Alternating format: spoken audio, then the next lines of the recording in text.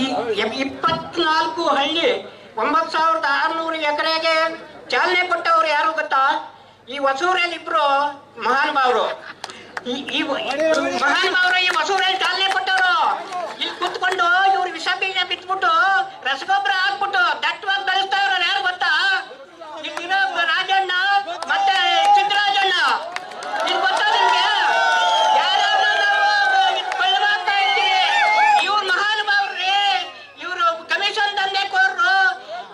ಇಲ್ಲಿ ಮನೇಲಿ ಕೂರ್ಸ್ಕೊಂಡು ಬೆಳಿಗ್ಗೆ ಸಾಯಂಕಾಲ ಗಂಟ ಕಾರ್ನಲ್ಲಿ ಕರ್ಸ್ಕೊ ಬರೋದು, ಡಿಡಿಬಿ ಆಫೀಸಲ್ಲಿ ಕುತ್ಕೊಳ್ಳೋದು, ರೆಸಾರ್ಟ್ನಲ್ಲಿ ಒಂದು 5-6 ಜನ ಕುಂತ್ಕೊಂಡು ಮಾಧ್ಯಮದಿಂದ ಕರೆಸಿ ಮಾತಾಡೋದು. ಹೇಳ್ತಾರೆ ಕುಮಾರಣ್ಣ ಕುಮಾರಣ್ಣ ಮಾಡ್ಲಿಲ್ಲ, ಡಿ ಕೆ ಶಿವಕುಮಾರ್ ಮಾಡಕ್ ಹೋದ್ರು ಬಿಡ್ಲಿಲ್ಲ ಅಂತಾರೆ. ಯಾರನ್ನ ಕರ್ತಿ ಕೇಳಿದ್ರು ಸ್ವಾಮಿ ಇವರು? ಜಿಡಿಪಿ ಡೈರೆಕ್ಟ್ ಆಗ್ಬೇಕಾದ್ರೆ 24 ಒಳ್ಳೆ ಜನರನ್ನ ಒಂದು ಸಭೆನೂ ಕರೀಲಿಲ್ಲ. ಅಲ್ಲಿ 3 ಸಾರಿ ಶಾಸಕರಾದವರಲ್ಲ, 3 ಸಾರಿ ಶಾಸಕರಾದವರಲ್ಲ ಬಾಲಕೃಷ್ಣ ಅವರು. ಅವ್ರು ಏನ್ ಮಾಡ್ತಾರೆ ಅಂದ್ರೆ ಆ ಜಿಡಿಪಿ ಆಫೀಸಲ್ಲಿ ಕೂತ್ಕೊಂಡು ನಾನ್ ನೋಡಿಲಿ ಹೇಳ್ತಾರೆ.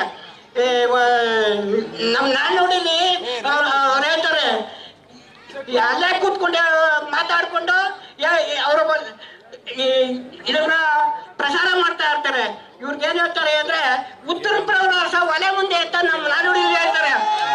ಉತ್ತರ ಕಂಡ್ರೆ ಅವನು ಬರ್ಲಿದೆ ಬೇರೆ ಬೇರೆ ಬಂದು ಅವ್ನ ತಾಕತ್ತಿದ್ರೆ ಅವ್ನ ಧೈರ್ಯ ಇದ್ರೆ ನಾಳೆ ಕರಿತೀವಿ.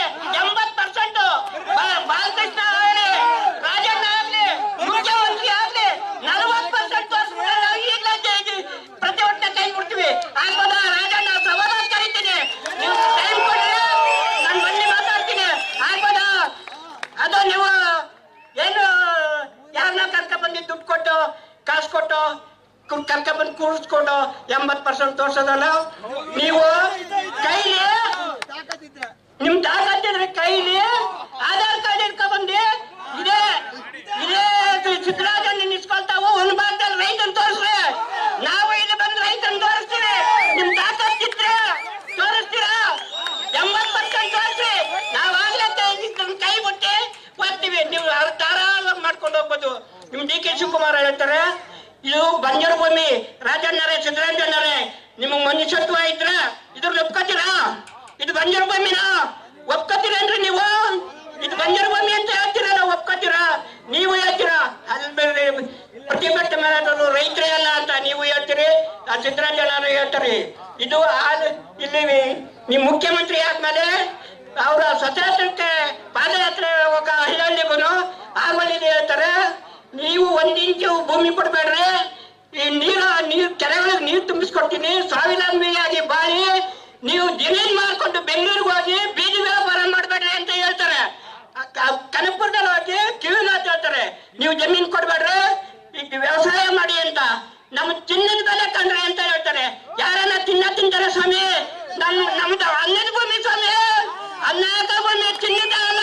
ನಿಮ್ ಚಿನ್ನ ತಿಂತೀರಾ? ಡಿ ಕೆ ಶಿವಕುಮಾರ್ ಅವರೇ, ನೀನು ಬಾಲಕೃಷ್ಣ ಎಲ್ಲ ಚಿನ್ನ ತಿಂತೀರಾ? ಈ ಜಡಿಬಿ ಅಧ್ಯಕ್ಷನ್ ಹೇಳ್ತಾ ಇದ್ದೀನಿ ಸ್ವಾಮಿ, ಯಾಕೆ ಇದು ನೀವೆಲ್ಲ ಮಾಡ್ತಾ ಇರೋದೇನ್ ಗೊತ್ತಾ? ಕಮಿಷನ್ ದಂಡೆ.